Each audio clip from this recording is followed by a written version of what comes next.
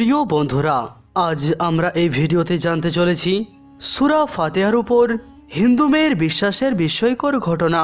কিভাবে একজন হিন্দু মহিলা সূরা ফাতিহার মুজিজা দেখে মুসলমান হয়ে গেল। এই ঘটনাটি বিস্তারিত জানার জন্য আজকের এই ভিডিওটি সম্পূর্ণ দেখুন আর আমাদের চ্যানেলটি সাবস্ক্রাইব করে অল নোটিফিকেশনস ক্লিক করুন। তো চলুন শুরু করা যাক আজকের কাহিনী। বন্ধুরা, আরবের কোনো একটি গোত্রে একজন মুসলমান মহিলা ছিল। সেই মহিলাটির সম্পূর্ণ বংশধর শাম শহরে বসবাস করত। সে বিবাহিত মহিলা ছিল। তার স্বামী একজন অনেক বড় ব্যবসায়ী ছিল। সে মশলার ব্যবসা করত আর তার স্ত্রী তাকে তার এই ব্যবসা বাণিজ্যে সাহায্য করত। একবার সেই মহিলাটি শুনল যে আরব শহরে অর্থাৎ মক্কা শরীফে আল্লাহ তাআলার শেষ নবী, যিনি কিনা আল্লাহ তাআলার প্রিয় নবী, তিনার উপরে আল্লাহ তাআলার একটি সূরা নাজিল হয়েছে। আর সেই সূরাটির নাম হলো সূরায়ে ফাতিহা। আর সেই সূরাটির ভিতরে সমস্ত রোগের শিফা রয়েছে। অর্থাৎ সেই সূরা পাঠ করলে সব রোগ থেকে আরোগ্য লাভ করা যায়। সেই সূরাটি পড়ে যার উপরে দম করা হয়, অথবা সেই সূরা পড়ে যদি কোনো পানির উপর দম করা হয়, আর যদি অসুস্থ ব্যক্তি সেই পানিটিকে পান করে, তাহলে সে সূরার বরকতে সুস্থ হয়ে ওঠে। এছাড়াও এর আরও অনেক বরকত রয়েছে। এখন বিশ্বাসের কথা, সে মুসলমান হোক অথবা অমুসলমান, আল্লাহ তাআলা যার মনের ভিতরে ইমানের উজ্জ্বলতা দিতে চান, তো এর জন্য আর কোনো কিছুর প্রয়োজন পড়ে না। এরপরে সেই মহিলাটি কারো কাছ থেকে সূরায়ে ফাতিহা শিখিয়ে নিল। আর যখন সে সূরা ফাতিহার অর্থ জানল, তো তার চোখ দিয়ে অশ্রু ঝরতে লাগলো। সে যখনই এই সূরাটি পাঠ করত, তখনই আল্লাহ তাআলা তার সমস্ত সমস্যাকে সমাধান করে দিতেন। একদিন সেটি বিশ্বাস করে নিল যে অবশ্যই এই সূরাটিতে কোনো জাদু রয়েছে। একদিন তার ছেলেকে একটি বিষাক্ত বিচ্ছু কামড়ে নিল। বড় বড় হাকিম এবং ডাক্তারকে দেখানো হলো। সবাই এটি বলল যে সেই বিচ্ছুটি অনেক বিষাক্ত ছিল আর এর জন্য আমরা কোনো চিকিৎসা করতে পারবো না। তোমার এই ছেলেটি আর অল্প সময় বেঁচে থাকবে। এটি শুনে তার মা অনেক কান্না করছিল আর তার স্বামী তাদের খোদাদের ইবাদত করছিল, তাদের কাছ থেকে সাহায্য চাচ্ছিল।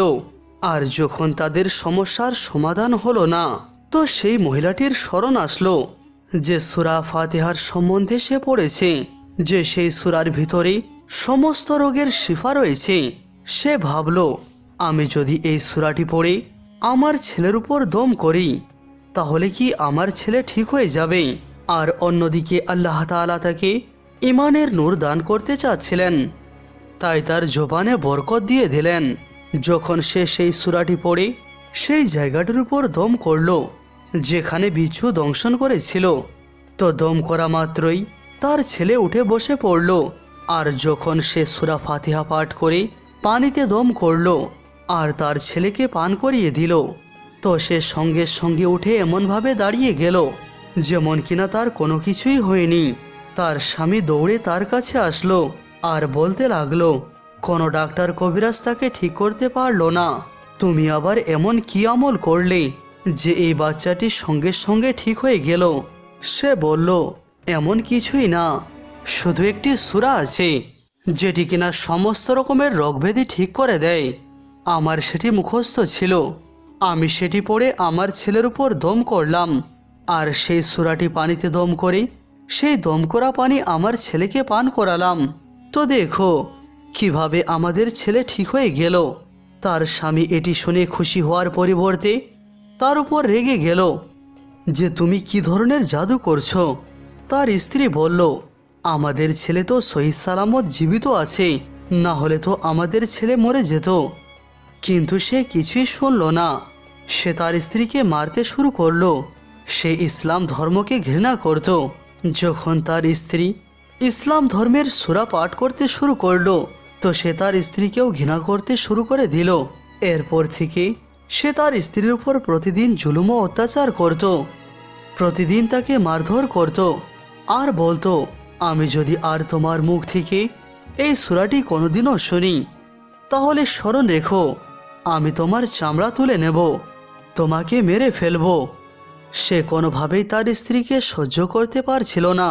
সে আল্লাহ তাআলার কালামের উপর বিন্দুমাত্র বিশ্বাস করত না।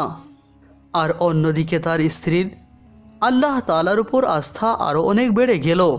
এখন সেই মহিলাটিকে আল্লাহ তাআলা কিভাবে সাহায্য করলেন, এটিও অনেক বিস্ময়কর ঘটনা। সেই মহিলাটির স্বামী যখন কাজ করার জন্য বাড়ি থেকে বাইরে বের হলো, তো যেখানে তার সমস্ত মশলার বস্তাগুলি রাখা ছিল, সে সেখানে পৌঁছে সেগুলি ভালোভাবে পর্যবেক্ষণ করছিল। সে সেই মশলাপাতিগুলি অন্য কোনো দেশে পাঠাবে। তো সেই জায়গাতেও সেই বিচ্ছুটি চলে আসলো, যে বিচ্ছুটি তার ছেলেকে দংশন করেছিল। তার আক্রমণ থেকে তো তার ছেলে বেঁচে গেল, কেননা তার মা আল্লাহ তাআলার উপর ভরসা রাখত। কিন্তু সে লোকটি তো আল্লাহ তাআলাকে বিশ্বাস করত না, আর সে তো আল্লাহ তাআলার একজন নেক বান্দির উপর অত্যাচার করত, যে কিনা মুসলমান হতে চাচ্ছিল, তাকে তার রাস্তা থেকে সরাতে চাচ্ছিল। আল্লাহ তাআলা সেই বিচ্ছুটিকে হুকুম দিলেন। তো আল্লাহ তাআলার হুকুমে যখন সে সেই লোকটিকে দংশন করল, তো তার বিস্তার সমগ্র শরীরে ছড়িয়ে পড়ল, আর সে ধপাস করে সে লঙ্কার গুঁড়ার উপর পড়ে গেল, আর লঙ্কার গুঁড়োগুলি তার চোখে মুখে লেগে গেল, আর সে ছটপট করতে করতে সেখানেই মারা গেল। আত্মীয় স্বজনদের কাছে যখন এই খবরটি পৌঁছালো, তো সকলের মাঝে শোকের ছায়া নেমে আসলো। এখন তার স্বামী তো মারা গিয়েছিল। সেই মহিলাটি তো তার স্বামীকে ব্যবসা বাণিজ্যে সাহায্য করত, কিন্তু সে তো পুরুষ ছিল না। এই জন্য তার ব্যবসা ধীরে ধীরে শেষ হতে শুরু করলো, আর অবস্থা এমন চলে আসলো যে তারা ধীরে ধীরে গরিব হয়ে গেল, আর সে লোকেদের কাছে ঋণী হয়ে গেল। সে অনেক চিন্তিত ছিল। মনের মধ্যে আবারও সেই স্মরণ আসলো যে আমি সূরা ফাতিহা পাঠ করি, হয়তো আমার সমস্যাও দূর হয়ে যাবে, হয়তো আমার টাকা পয়সাতেও বরকত হবে। এই জন্য সে আবারও জোরে জোরে সূরা ফাতিহা পাঠ করতে শুরু করলো।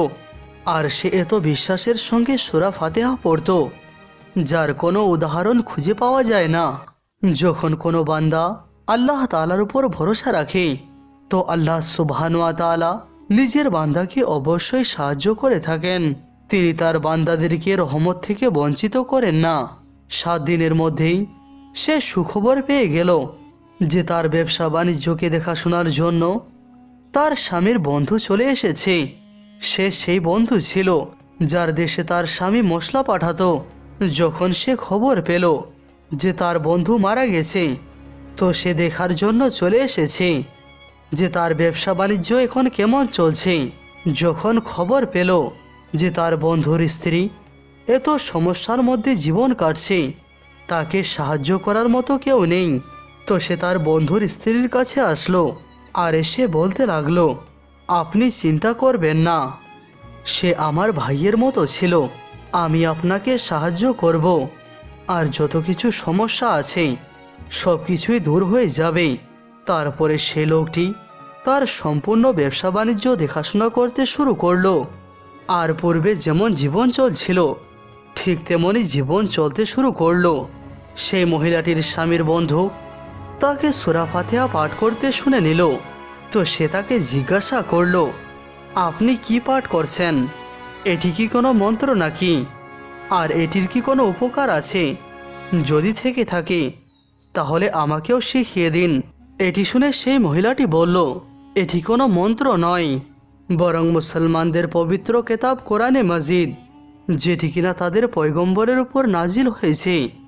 এটি সেই কিতাবেরই একটি সূরা, আর এটির নাম হলো সূরা ফাতিহা। আমি এটির উপর অনেক বিশ্বাস করি। আমি কারো কাছ থেকে এটি শিখিয়ে নিয়েছিলাম। এখন আমি চলতে ফিরতে সব সময় এই সূরাটি পাঠ করে থাকি, আর আমি এটি পাঠ করার জন্য অনেক উপকৃত হই। এটি শুনে সে লোকটি বলল, আপনি তাহলে কেন মুসলমান হয়ে যাচ্ছেন না? যদি আপনি একটি সূরাকে এতটাই মানেন, আর যদি একটি সূরার এত বড় ফজিলত হয়, তাহলে সম্পূর্ণ কোরআন শরীফের ফজিলতই কি না হবে?